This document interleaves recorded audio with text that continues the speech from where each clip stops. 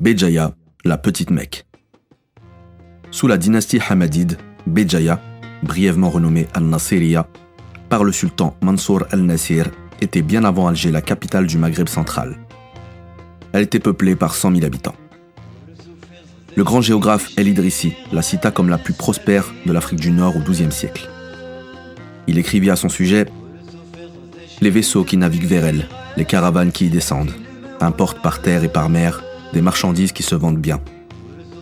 Ses habitants sont des commerçants aisés et en fait d'industrie artisanale et d'artisans.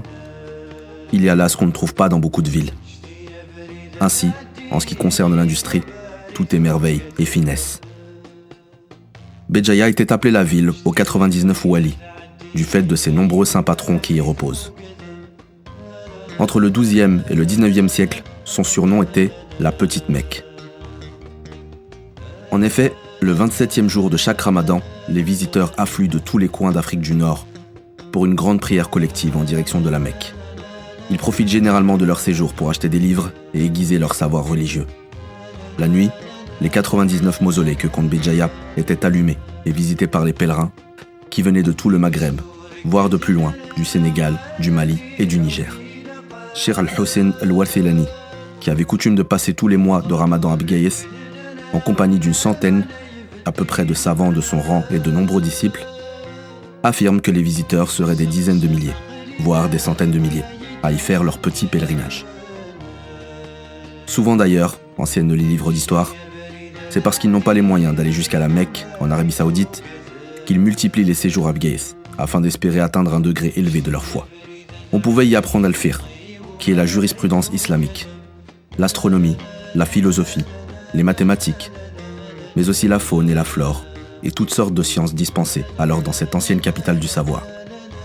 Si à la Mecque, en Arabie Saoudite, les pèlerins ne manquent pas de prendre de l'eau de Zemzem et d'en rapporter à leurs proches, qui n'ont pas fait le voyage, ceux de Béjaïa faisaient de même avec l'eau de Sidi Yahya ou de Sidi Harissa. Ils buvaient de cette eau, avec laquelle ils se purifiaient aussi. D'ailleurs, avant d'accéder à Bougie, ils faisaient leurs ablutions à Birslem, à l'entrée de la ville. Une chose est sûre, la ville comptait d'innombrables érudits religieux. Un jour, s'adressant à ses détracteurs, qui prétendaient que le voile de la femme contribuait à la rendre inculte, l'imam Ibn Badis, fondateur de l'association des ulama algériens, rétorqua « Les femmes de Cordoue, Bagdad ou Béjaïa portaient le hijab et elles étaient des plus savantes. » Le sultan Hammadide al-Nasir disait d'elle « Béjaïa n'est-elle pas la plus belle ville du monde et ne mérite-t-elle pas de porter le nom de Petite Mecque ?» Le grand savant Al-Warlisi a dit « Je suis entré à Béjaïa.